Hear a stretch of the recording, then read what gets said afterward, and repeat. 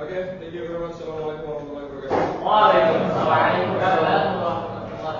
Thank you very much, guys. Before we start the class, I think it's better for us to start everything. Yeah, not only the class, but everything with prayer first. Okay, so I need one of you to lead the prayer. Okay, guys, before we start our study this Friday, let's pray together.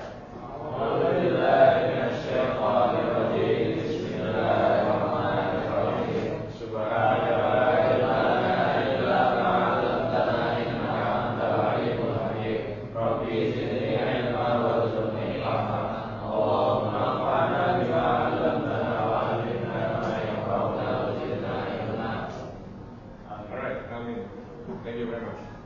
So today, this is what we are going to do. Okay, so maybe you can see and you already read the topics, or you can already guess what kind of activity that we are going to accomplish and try to practice these days. Yeah. And I believe that this is something that you have done daily. This is a practice that not only for a class, but I'm sure that you've done daily, especially for those of you who has joined organizations. This could be your everyday meal. I mean, arguments, discussing things, yeah? Like for example, right now you have an ice moon event. Yeah. Maybe you have an argument and Diwa or who Amir maybe debate with Kia, right? Oh, impossible? Impossible. Always agree. Always in agreement. 100% possible. Okay. Or I know. Amir debate with Miss Intan. With Miss Intan or with Mr. Kabir. Yeah.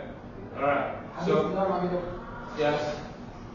So basically, when we talk about debate, yeah, what we have in mind is argument. Debate. That's a good one. Lucu. Okay. Let me try to connect to the previous material that we have learned about the tone of the language. If we heard the word debate, what tone do you have? Intimidating. Okay. What about the connotation? Is that a positive or negative connotation? It can be both. Okay. Anyone can give me one reason why is it both? Depends on the. Okay, wait. First, in the debate session, if it is the both parties are open-minded and also have the same goals and cooperate in the debate session, so it will be positive, in positive mood and in positive mood and so on. Positive. But if the word choice is full of bad words and etc. It goes from the debate session. It's not for the argumentation, but for the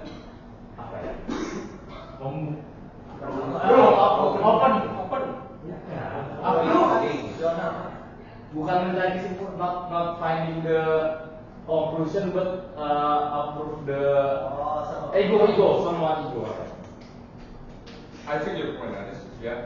So basically, I would say that debate can be positive, can be negative. Because there is also pros and cons. Yeah. Because we're talking about one issue, and we have a different point of view. One of the oppositions and one of the propositions. What about you, Diwa? What do you think? If negative,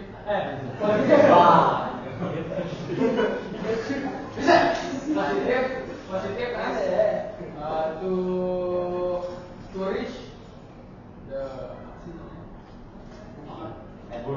Mufakat. What is mufakat? Okay, to the agreement consensus.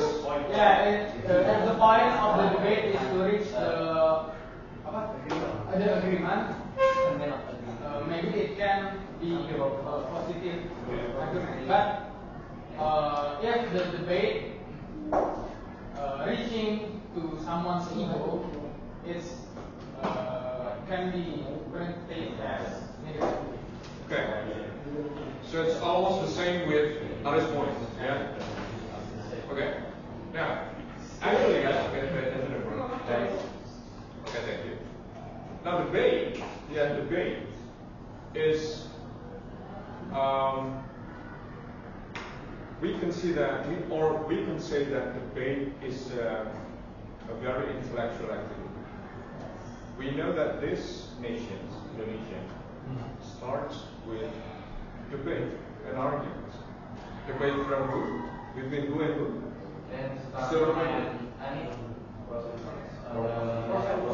You know, like the old generations and the young generation, right? When the young generation say that we have to declare our independence immediately because right now the Japanese is in weak, right? Yes. And we have the time. This is now. While the older generations, Sukarno and Hatta and you know, I'm not a history teacher, so forgive me for my absence of knowledge. Yeah. Imam Bonjol. Imam Bonjol. Yeah. I mean, they're reluctant, so that's why the younger generation have to kidnap them and bring them to Rengas Dengklok, you know, right? That is a debate, right? So debate is actually can be a positive, can be negative, and there is so much you can have if you have the ability in debate. Like for example, like this. If we can debate, that means we can improve one critical thinking skills. The one that can debate means he or she, has some point. Right. Or they have points. Okay. And then the second one. Debate broadens one's perspective on various topics and current issues. If you want to win an argument, you need to research. You need to read a lot of reading to what? To make your arguments stronger. Third, debate helps you better articulate your thoughts. So many people, and I'm sure that in this class too, so many people who has a really beautiful mind, but they have difficult times to articulate and to explain. Even in Indonesian, let alone in English, because English is our second language. I mean, it is understandable if we cannot speak in English, explain something in English. But if you cannot explain it in your mother tongue, even though you have a brilliant idea, then you have a problem. Why? Because speaking and thinking is brain's work, right? So you have something in your brain that does not let you to say what you think. And it's actually something that needs practice. That's why if you try to compare between Anies Baswedan and speech, and I don't want to say I think you know my comparison. The other parts there. You can say that how articulate Anies Baswedan and how clear and how is it like flowing like a river when he speaks without any stopping.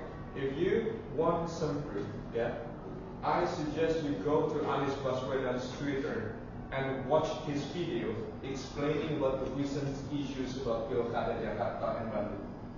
He talks about that in 14 minutes. 14 minutes.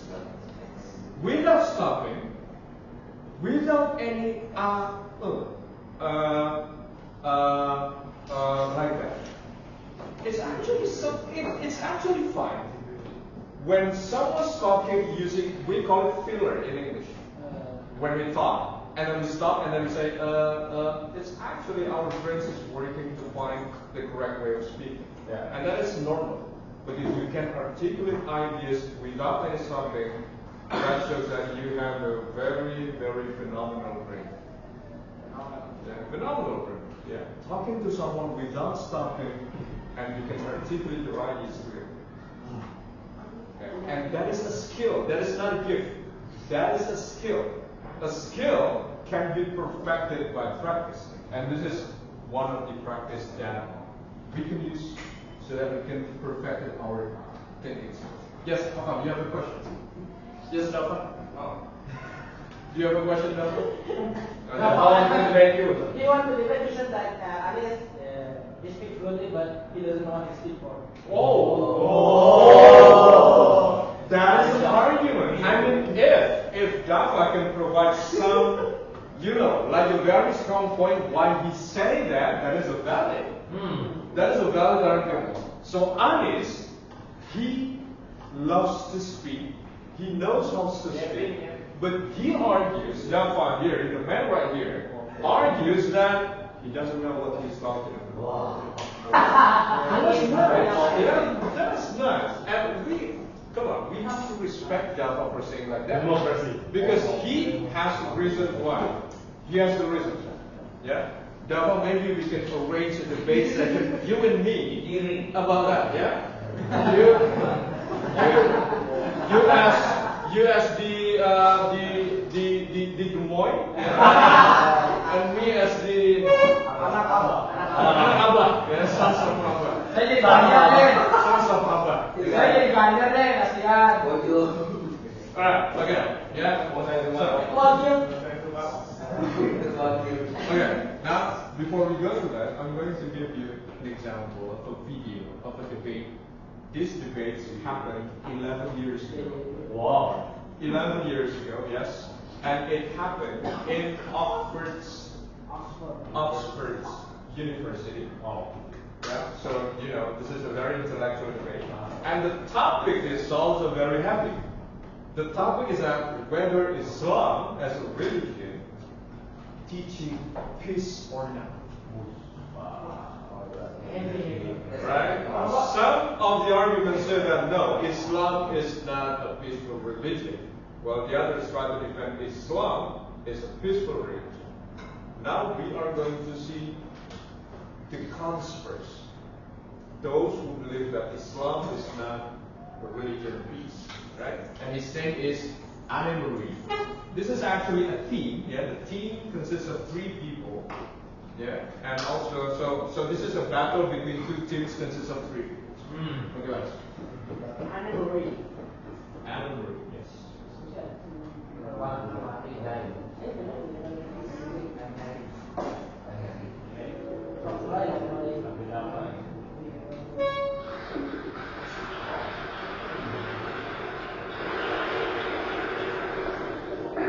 Well, good evening, everyone. Thank you for having me. I hope everyone can hear me. I have to pause. Her accent is British, by the way. Yeah. It's okay. Trying to respond to another bit. First of all, on the bar, you said you admitted yourself that the bar had been set quite high. I would suggest, though, that the Gordon Crew is on the proposal rather than on us. It just quite clearly said this man is a religion of peace. I suggest you prove it. I've also been told, we've also been told this night when we opened, that we need this debate must take place in the real world. No, absolutely, yes it must. It must take place in the real world. And I will describe what Islam is doing in the real world. We can sit and we can debate theocracy down in there. We will never agree. We can debate, is there a God, isn't there a God, is the Quran real, isn't it? None of it actually matters. What matters is what happens in the real world, as my opponent quite rightly said. My side of the argument is regularly told that we've heard it again tonight. We were described as not as hate. We were told that we are demonizing Islam. We're picking up fear of Islam. Not the first time I've been accused of this, probably won't be the last. But let me just say, and let's take this into the real world as we've been advised to do. Let me tell you what actually whips up fears of Islam. We'll take it from the top. 9/11, the London Underground bombings, Madrid, Mumbai, Mali, Bali, Northern Nigeria, Sudan, Afghanistan, Saudi Arabia, Iran, Yemen, Pakistan, death for apostasy, death for blasphemy, death for adultery, death for homosexuality, gender segregation, gender discrimination, unequal testimony between men and women in legal proceedings, child marriage, amputations, beheadings, imprisonment for being raped, anti-Semitism, burqas, execution, as I've said, for this, that and the other, the slaughter of Theo van Gogh on the streets of Amsterdam, death threats on the streets of London, butcher those who insult Islam, Muslim patrols in East London telling people they are entering Sharia control zones, polygamous marriages, marriage not requiring the consent of the bride. This is what causes fear of Islam. It is not me, it is not my colleagues on this side. If Islam, the Muslims are responsible for the Muslim Islam. I'm not, no. I mean, let me speak on. But the point is that it is not I, or my fellow debaters on this side, who are causing fear of Islam. It is the actions of Muslims that are causing fear of Islam. That is the real war. That is basically the main arguments that this woman said, right? That people hate Islam, people hate our religion is because the actions of the Muslims, right? They do the bombings in Bali, in several countries that she mentioned. And also there are several laws in Islam that they think it's scary. They think it's scary. Like if you commit, if you steal something, right, you'll be cut. Your head will be cut, right? And if you commit adultery, do you know what adultery means? Right? Yeah. So it's like a relationship between a woman and man. Yeah. Zina. You will be punished to death. With them. So that makes those people fearful of Islam. That's basically the main argument. And she said that's the fact. That's what we see. We can debate about our religion is peace or not, but that is what we see, and that makes us fear of your religion, your Islam. Okay. This is actually in 8 minutes, but I'm not going to waste our time by watching all, because this is actually the main argument. Yeah. So you get the point. Now we are going to watch the other arguments by that man previously said. Yeah. Okay.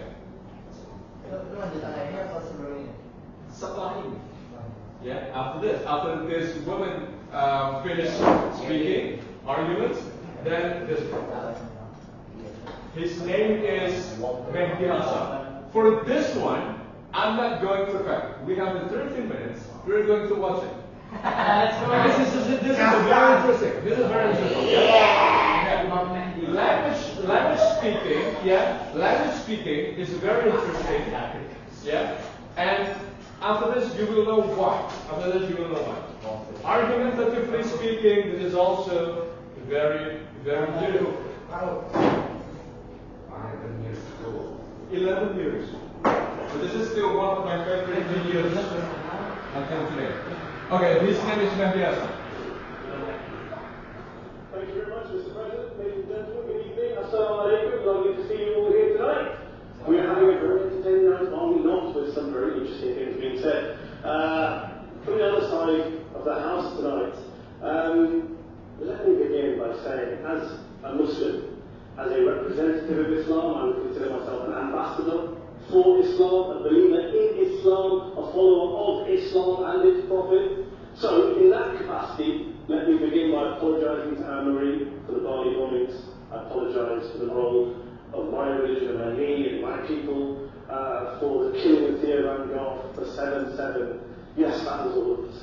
That was Islam, that was Muslims, that was the Quran. I mean, astonishing claims to make in the very first speech. So on a day like today, where the Conservative Prime Minister of the United Kingdom is having to come out and point out that these kinds of views are anathema. And I believe we're trying to stand for the parties going to be in Brighton. If you do, and you make these comments, I'm guessing you'll have the whip withdrawn from you, but then again, UKIP's on the rise, they'll take you, the BNP, they might have something to say about your views.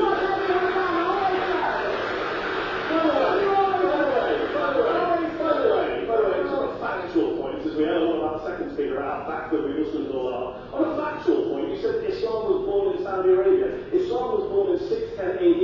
Saudi Arabia was born in 1932 AD. So you're only 1,322 years old. Not bad. Not bad stuff there. Talking of maths, by the way, a man named Al-Khwarizmi, one of the greatest mathematicians of all time, a Muslim, worked in the golden age of Islam.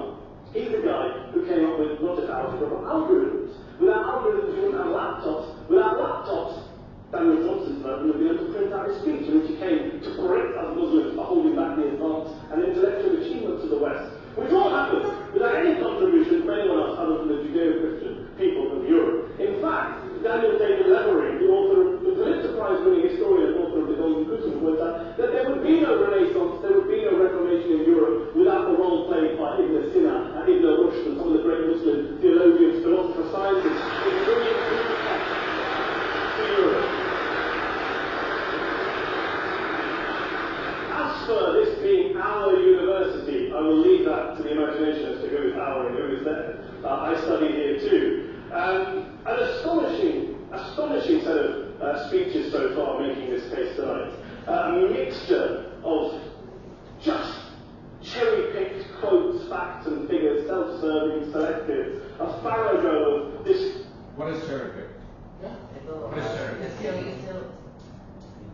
Cherry-picked means that choosing something very carefully that suits your arguments. So you don't see the context as a whole. Like for example, if you hate Muslim, you will take some of the Quran verses that says we have to kill the kafir. But they don't take it as a whole context. They just take that verse and then make it as negative. as an evidence. As an evidence. This is the evidence that your religion preaches violence. Right? That is cherry-picked. So you're not honest.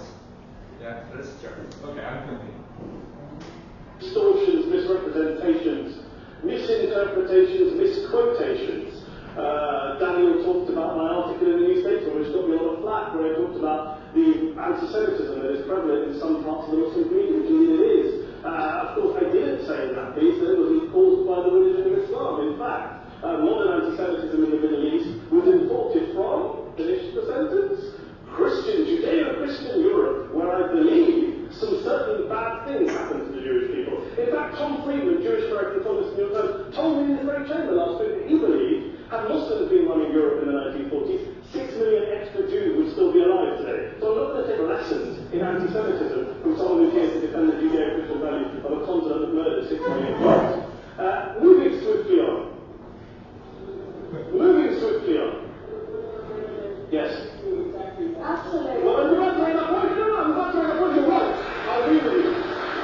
I agree with you 110%. That is my point. I don't think Europe is evil or bad. I'm a very proud European. I don't want to judge Europe on the basis, but if we're going to play this gutter game where we pull out the Bali bombing and we pull out examples of anti-Semitism and some groups, then of course I'm going to come back and say, well, hold on. I mean, look, let's be very clear. Daniel here was the last political placement for Douglas Murray, who had to pull out. And Douglas and I have a well-documented differences, but to be fair to Douglas, as to be fair to Anne-Marie and to Peter, atheists see all religions as evil, violent, threatening. What the problem I have with Daniel's speech is that Daniel comes here to run this robust defense of Christianity, forgetting that his fellow Christians, people who said they were acting in the name of Jesus, gave us the Crusades, the Spanish Inquisition, the anti-Jewish pogroms, European colonialism in Africa and Asia, the Lord's Resistance Army in Uganda, not to mention countless arson and bomb attacks on abortion clinics in the United States of America to this very day. I would like a little bit of humility from Daniel first before he begins lecturing other communities of other faiths on violence, terror and intolerance.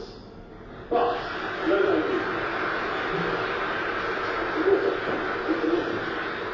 What I would say is, to address the gentleman's very valid point here, I'm not going to play that game.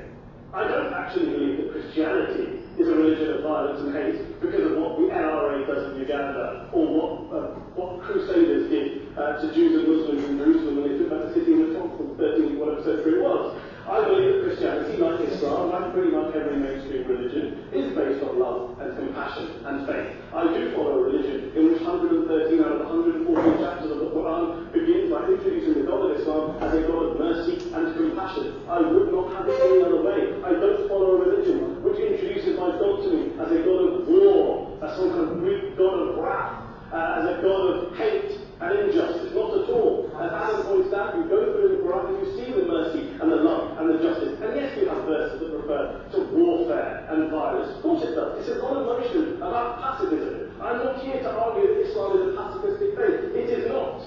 Islam allows military action, violence in certain limited contexts. And yes, a minority of Muslims do take it out of that context. But is it religious? We talked about Woolwich. Daniel and Anne-Marie have suggested that it's definitely religion that's behind all of this. Well, actually, what I find so amusing tonight is we're having a debate about Islam, and the opposition tonight has come forward. We have a graduate in law, a graduate in modern history, a graduate in chemistry, and I admire all of their intellect and their abilities, but we don't have anyone who's actually an expert on Islam, a scholar of Islam, a historian of Islam, a speaker of Arabic, even a terrorism expert or a security expert, or a pollster, let alone talk about what Muslims believe or think. Instead, we have people coming here, putting forward these views, putting forward these sweeping opinions. Listen to Professor Robert Payne of the University of Chicago, one of America's leading terrorism experts, who, unlike our esteemed opposition tonight, studied every single case of suicide terrorism between 1980 and 2005, 315 cases in total. And he concluded, and I quote, "There is little connection between suicide terrorism and Islamic fundamentalism or any of the world's religions. Rather, what nearly all suicide terrorist attacks have in common is a specific secular and strategic goal to compel modern democracies to withdraw military forces from territory that terrorists consider to be their homeland." And the irony is, when we talk about terrorism, the irony is that the opposition and the Muslim terrorists, the Al-Qaeda types, actually have one thing in common. Because they both believe that Islam is a warlike, violent religion. They both agree on that. They have everything in common. Osama bin Laden will be nodding along to everything that's about the opposition. Who agrees with them? The problem is that mainstream Muslims don't. The majority of Muslims around the world don't. In fact, the gentleman who quoting all sorts of polls, Gallup carried out the biggest poll of Muslims around the world, 50,000 Muslims in 35 countries. 93% of Muslims rejected 9/11 and suicide attacks. And of the 7% who didn't, they all, when polled and focus groups, cited political reasons for their support for violence, not religious reasons. And as for Islamic scholars and what they say, well, Daniel talks about our University of Oxford. We'll go down to Oxford Centre for Islamic Studies, get hold of a man named Sheikh Afifi al-Akiti, who is a massively well-credentialed and well-respected Islamic scholar who is studying across the world, who in the days after 7/7 published a fatwa denouncing terrorism in the name of Islam, calling for the protection of all non-combatants at all times, and describing suicide bombings as an innovation with no basis in Islamic law. Go and listen to Sheikh Fahd al-Fadli, one of Pakistan's most famous Islamic scholars, who published a 600-page fatwa condemning the killing of all innocents and all suicide bombings unconditionally without any ifs or buts. There's nothing new in it. This is mainstream Islam, mainstream scholarship, which has said this for years. You don't go out and kill people willy-nilly in the high street or anywhere else on a bus or a mall based on verses of the Quran that you cherry-pick without any context, any understanding, any interpretation, or any commentary. Please. Well, I didn't say it doesn't happen at all. I never said it didn't happen. I don't know this stuff. Yes, it's a very good point. And a lot of us are campaigning against that. We're campaigning against it in the name of Islam. We're campaigning against it in the name of various interpretations of Islam. How many times it scares us with that talk of Sharia law? I would like to see the book of Sharia law. It doesn't exist. People argue on what Sharia law is. And you empower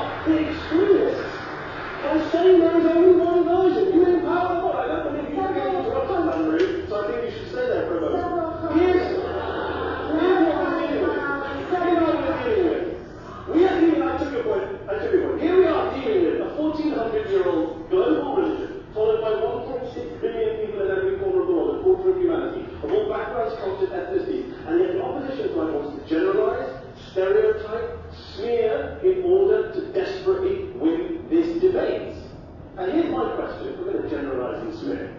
If, okay, people say yesterday's bombers, and we've got to be careful, there's a trial going on, were yesterday's attackers, motivated by Islamic debate? I don't believe they were. Let's say they were. Let's say Faisal Shahzad, the Times Square bomber, was motivated by Islam. Let's assume, for the sake of argument, that Richard Reed, the shoe bomber, was motivated by Islam. If Islam is responsible for these things, if Islam is motivating these people, and Islam is therefore not a religion of peace and religion of war, then ask yourself this question: why aren't the rest of us doing it? Why is it such a tiny minority of Muslims are interpreting their religion the way the opposition claim they are? Let's assume there are 16,000 suicide bombers in the world. There are. Let's assume there are for the sake of argument. That's 0.001% of the Muslim population globally. What about the other 99.99% of Muslims who the opposition might either ignore or smear? The reality is that the rest of us aren't blowing ourselves up tonight. The reality is that the opposition came in tonight not worried about the fact that me and Adam might follow our jackets and blow ourselves up tonight. People who follow the warlike, warrior religion which wants to take over Europe and Daniel's University. The issue is this.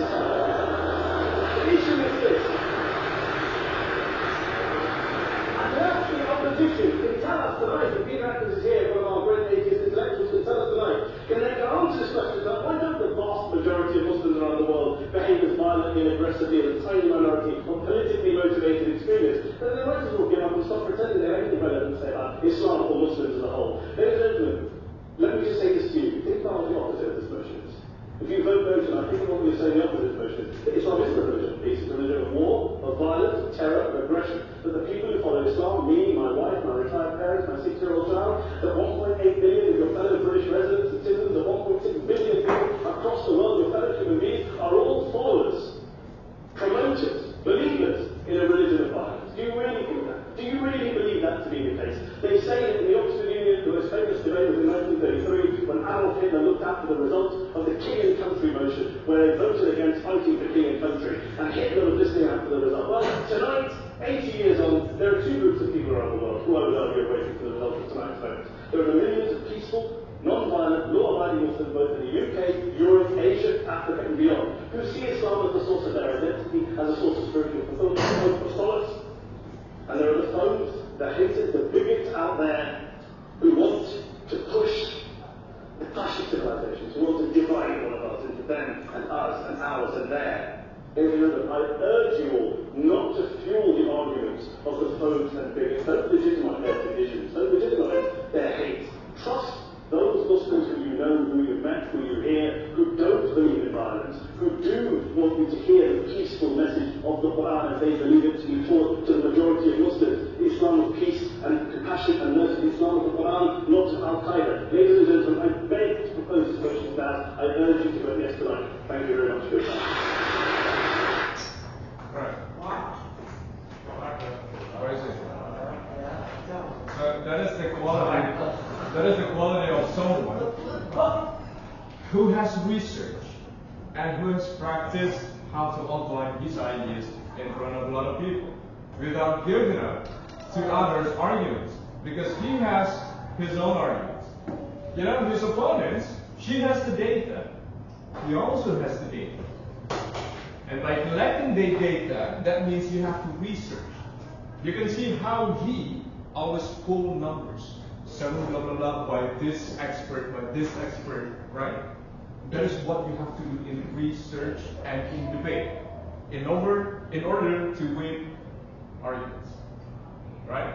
So I'm sure that you already have an idea how the debate is going on, how the debate is proceeding, right? So right now we're going to practice that, and we're going to divide this class into 2 teams, but we are not going to debate over these issues. Right? Because all of us are Muslims, and I believe that we will not. I don't want to, like when this class is finished, you go out, you are no Muslim anymore. I don't want to be that kind of person. Yeah. All right. Yeah. Go. Right. So that's why. Although this is a very interesting topic. Right. Really?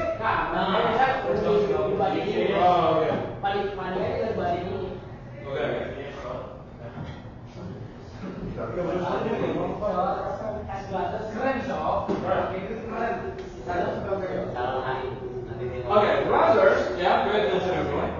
we are going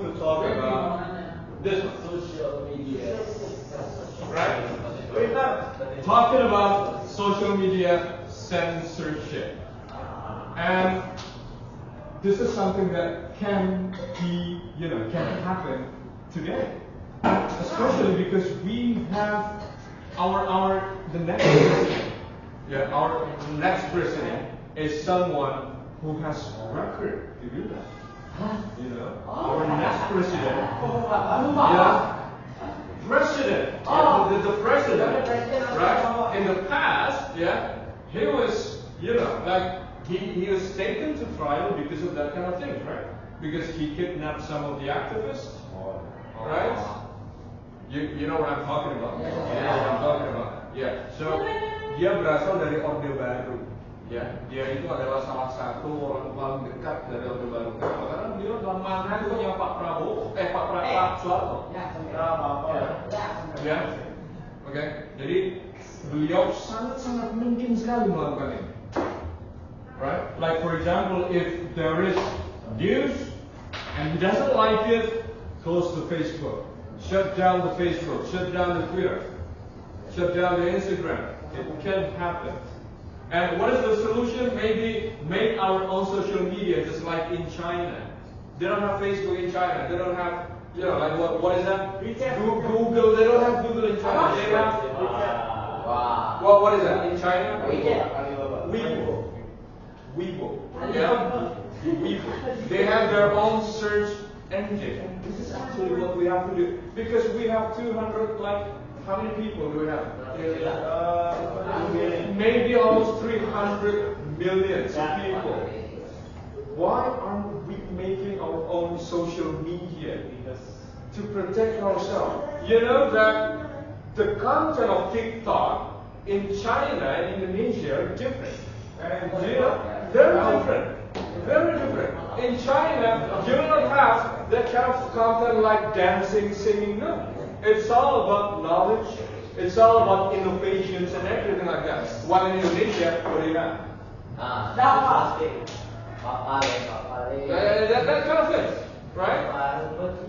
Yeah. Then protect, maybe in some cases, censorship with social media can have a positive effect to protect the younger generation from the outside culture that is not aligned to ours, right? That brings negative impact, which is already happening. But in other words, in other way, censoring social media can limit someone's democracy, can limit someone's speech, like talking of something that is right. Like, for example, like the government doing something wrong, and then someone wants to criticize them because of the social media censorship, they cannot do that. So what do you think? So I'm going to divide you into two groups, which is pros and the cons, and then you will have your own arguments. Yeah?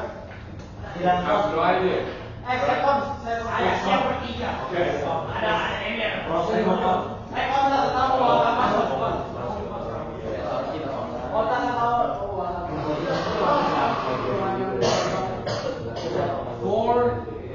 This is for the information. Yeah? Okay.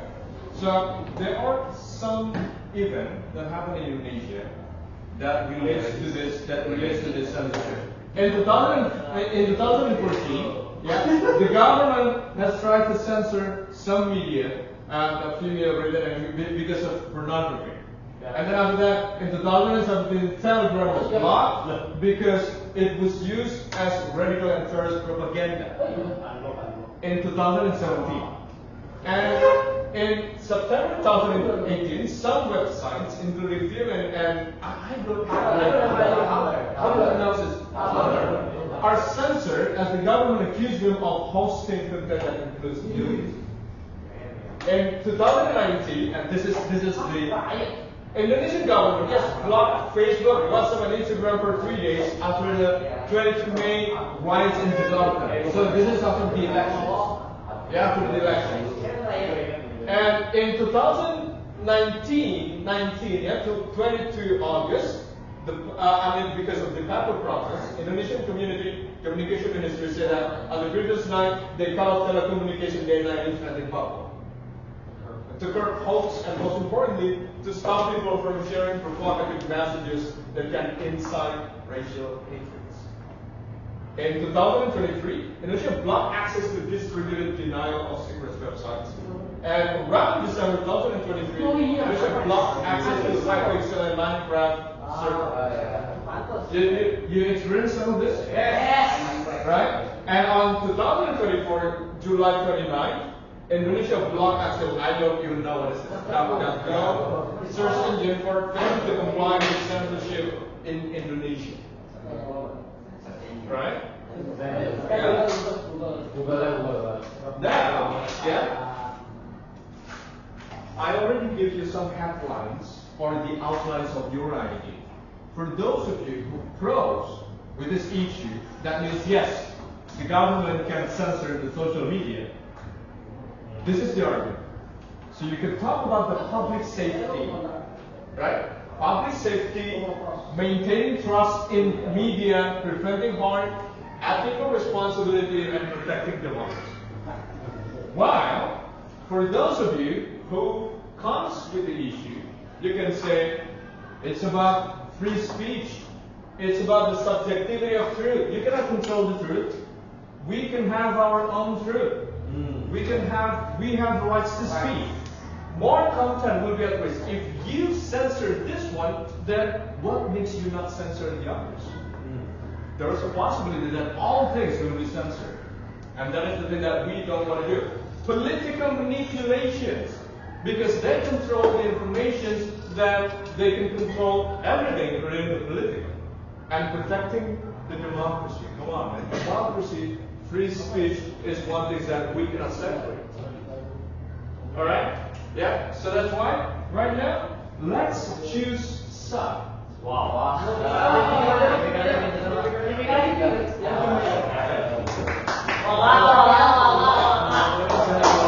Can we do some research first before?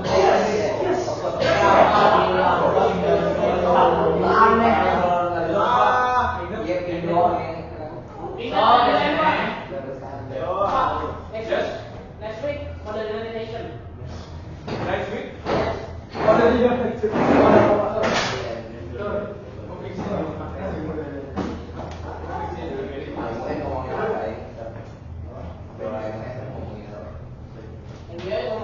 Pasti lebih baik mana? Dari yang Nggak ada sama-sama.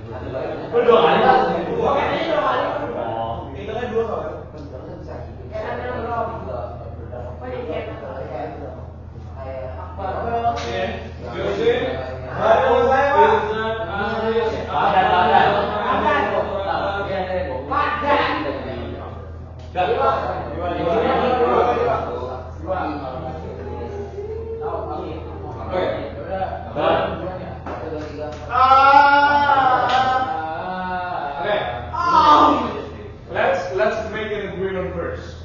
Team 1 is the pro. Okay. Yeah, group 1 is the pro, group 2 is the con. Yeah? Okay. Another agreement. Will you shuffle this after the first game?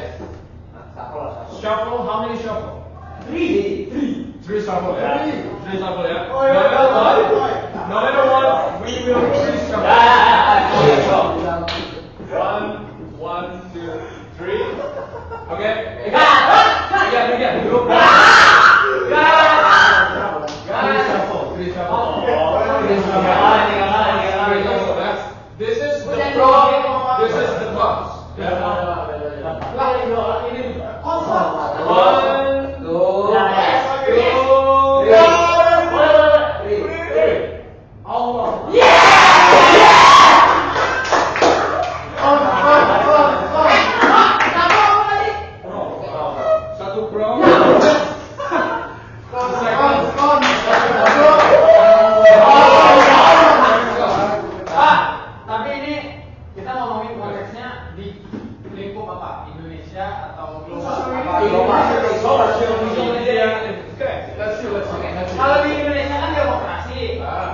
kalau di global berarti ideologinya beda-beda kan?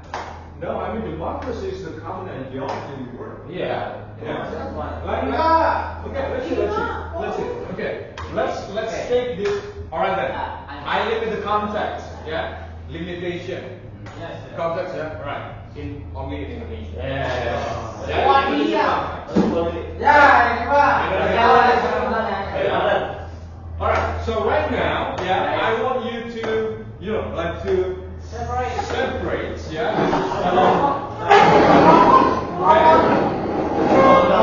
Because after this, you are going to. Kau punya dua nih, Pak. Kau keren. Apa nih? Ayo, seperti kerap. Yang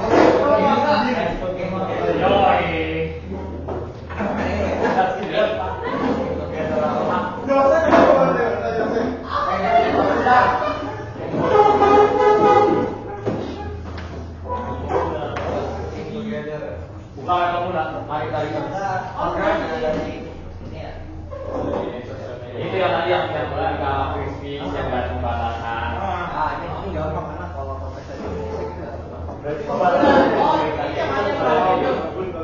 Alright, so you are the pro team. Okay, you're the pro. Come on. Sit together. Yeah, sit together and then discuss. Okay, guys. Ya. Right. 5 arguments in each team. Oke. 5 arguments. To make it easy for you, I already made the outline of the arguments, and you can use this. You just need to provide the explanation or the elaborations. Got it? But if you have your own idea, you can use it. Yeah, if you have your own idea, you can use it.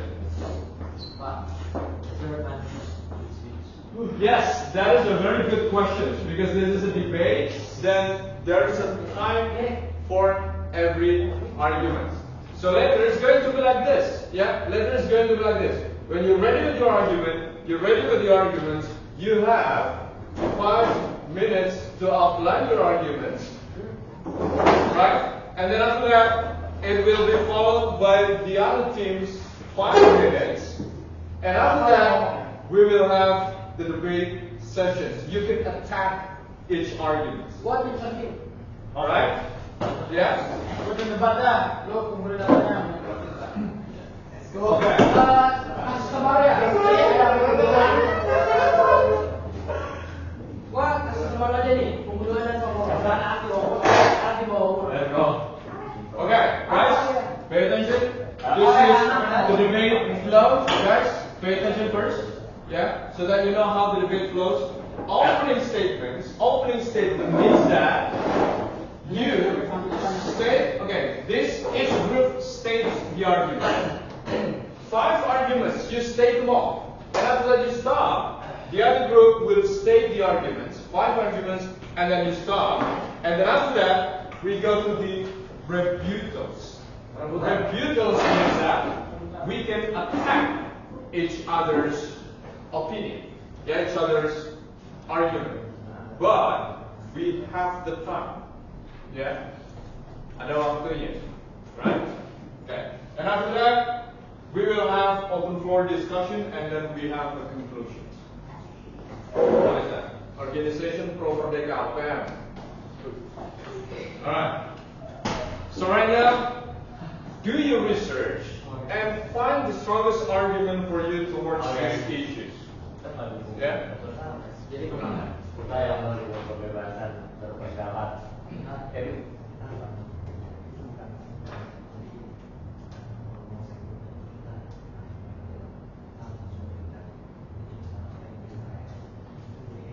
nomor satu itu dia dan.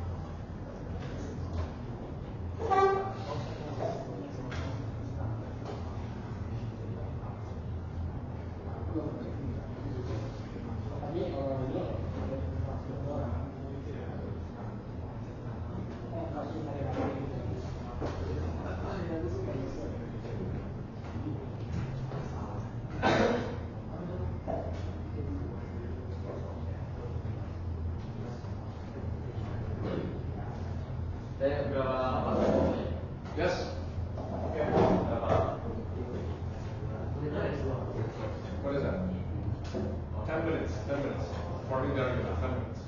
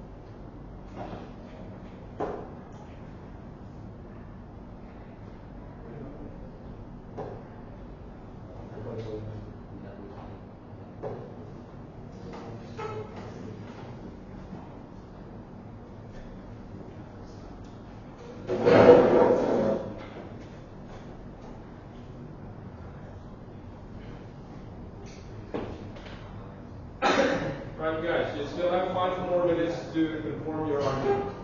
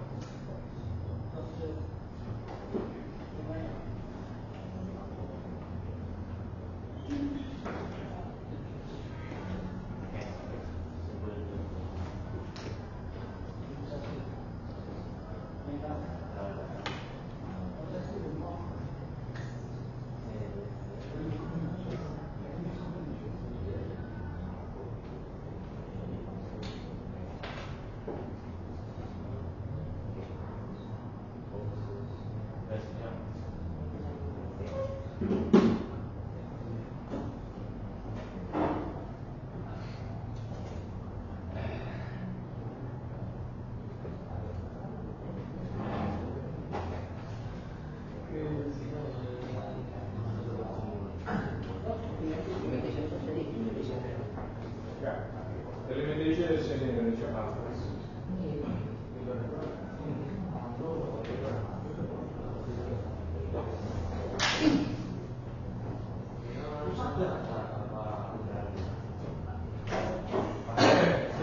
Three minutes.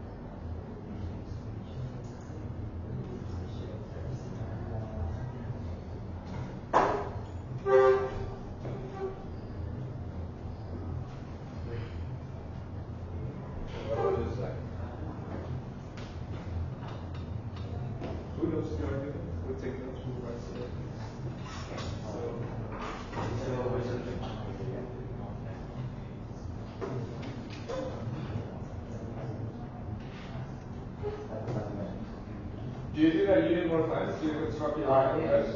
Yes. I think we need 5 minutes.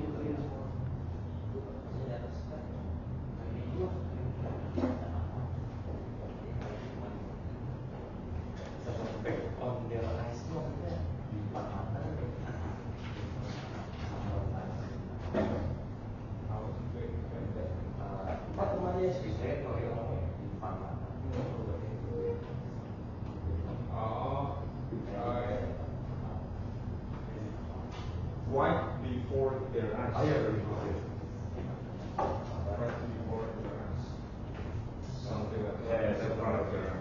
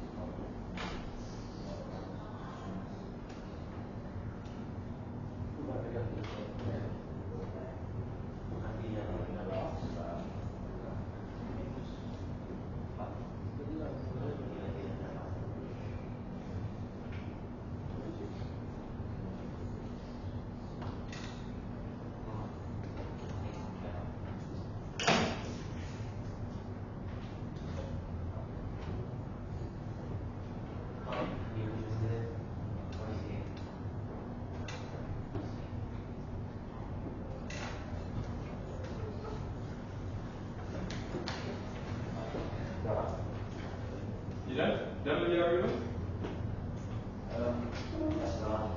Make sure that you can elaborate your arguments. He is the one that's going to elaborate your argument. You have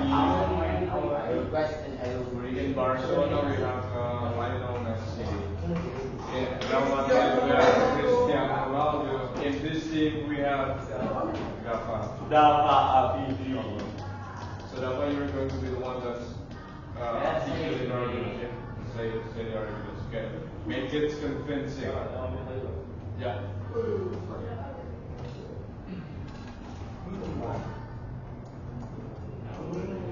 I guess the arguments forming is done.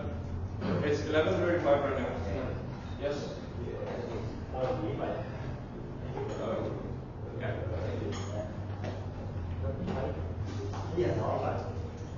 Alright, okay. Guys, yeah. So, I think because we only have like 5 minutes of time, yeah, in this class. So, we're going to take another 5 minutes for this group and this group to, you know, to outline their arguments. Okay?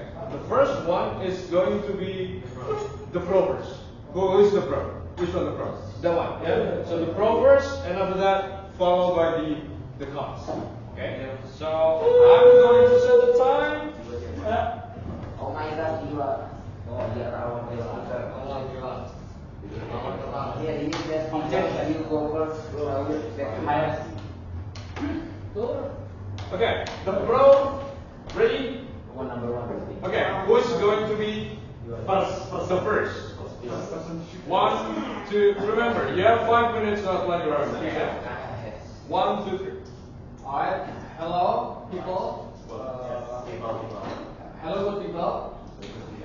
In this time, I will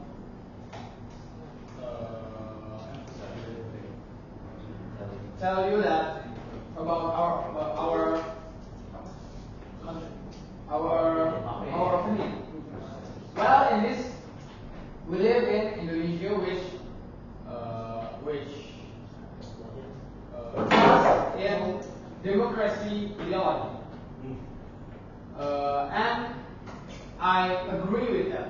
With democracy ideology, every people, every human needs to implement their opinion. Every human, every people, every society, every citizen have their right to tell the freedom to express their opinion. They have the right of freedom of opinion because it's democracy country.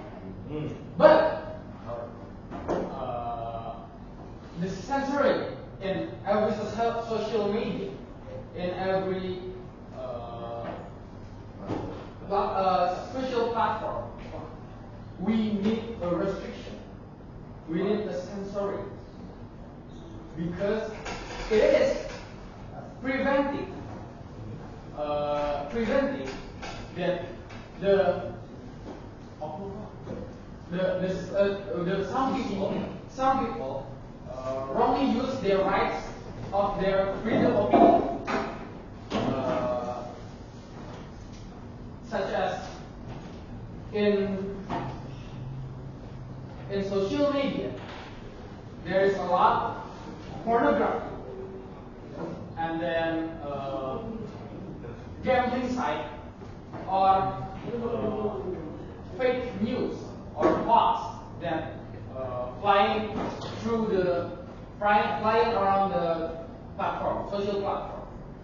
We need to prevent the platform, the social platform, our society, to prevent the wrongly used right of their freedom of opinion. I know it's depends on each person's responsibility, but we cannot just rely on that. We need to prevent before something bad happen. That's all.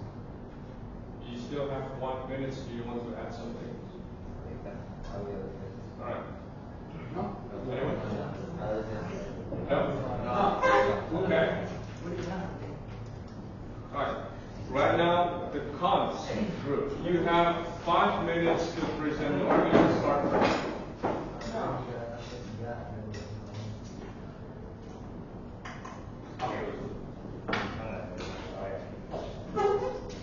Alright.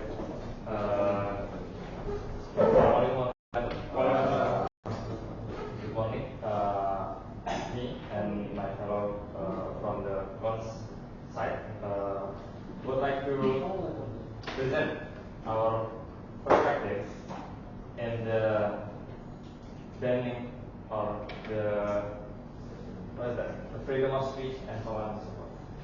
So our argument is to censor or to block or to ban the social media usage in the context of freedom of speech is not the right solution or the right answer.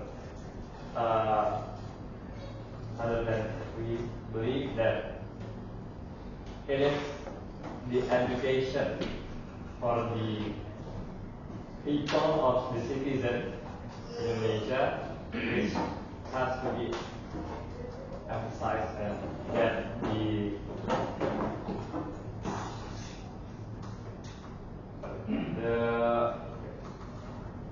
their opinion is matter and not just a few. That's You still have 3 minutes. You want to add something? Oh, yes. Okay. I will give additional information. So, they say we need blocking is not an appropriate solution for fighting pornography or they said fake news in media social media. But what we need is an education. If everything is blocked, like pornography or online gambling, it just will rise a new side for that things. Like let's say for pornography, it's blocked in Indonesia, but people in Indonesia find a solution for that blocking. That's by using VPN. That's not an appropriate solution by blocking it. But why don't we block the VPN? Because VPN is a site for using the internet and it's legal by the world. So that's why Indonesia cannot block the VPN. And why we don't agree about blocking like each site for specifically because saying facts or hoax is different. For people get paid by the fake news, it's their fault. They cannot find a reliable information. They just blindly believe about that information. But how about the Bima Lampung that you guys know? He criticized Lampung for its bad condition of the road. He gets arrested, and then he goes to Australia for finding protection by from the Indonesian government. Why is that so? He's speaking fact. Even the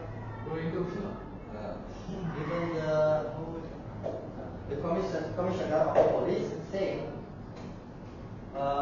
it's just for saying Dajjal in Orlando because it's shitty country. And he said it's for like he is accused not for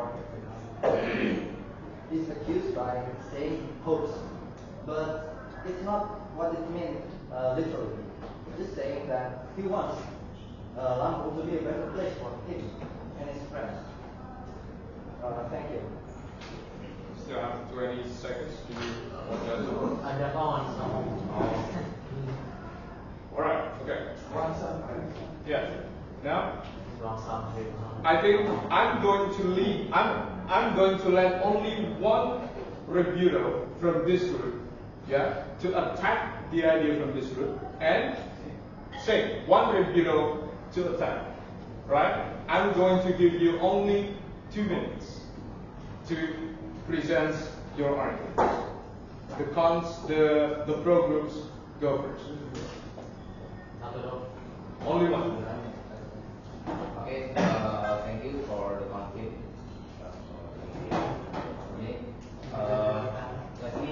Let me address some of the things that you guys said.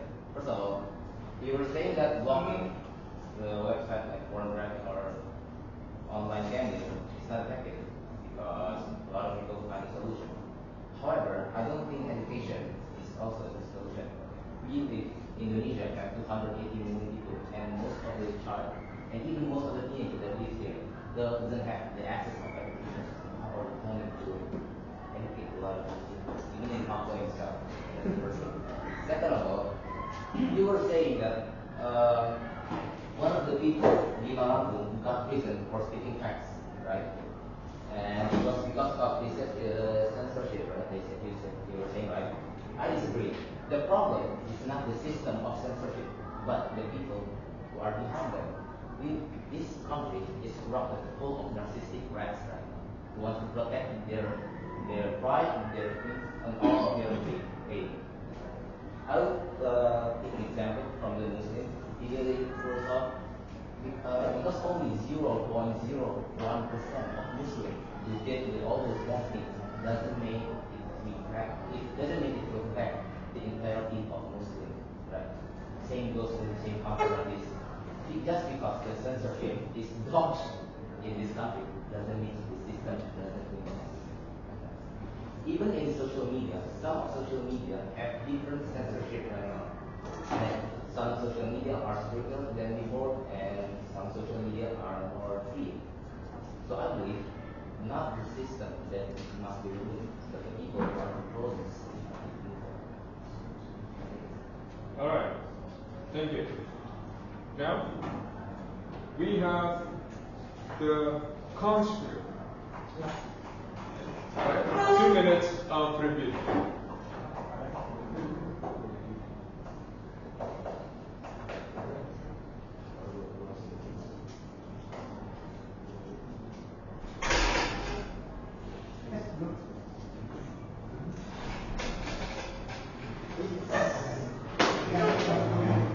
Okay, so you said about education is not the way to because it's there are 250 million of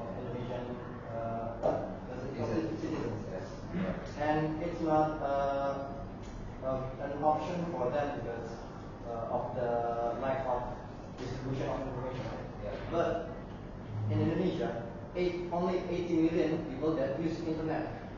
Let me highlight that. 80 million that use internet. And why not the 80 people that we educate by using the internet? It's not like we need to go to the depths of the forest to give an education to the people, the tribe. No, it's not like that. We are educating people that have privilege by using the internet. That's first. Then the second one, it's about the demand, about the parts of the country. Yeah, thank you. So I'm gonna reframe my arguments on the demand case. You said that it's about the rats in the government. That's showing the monopolize of the government itself. So it's showing that people using their powers to block them out. The people want to speak the facts. It's really, really irony for this country. That's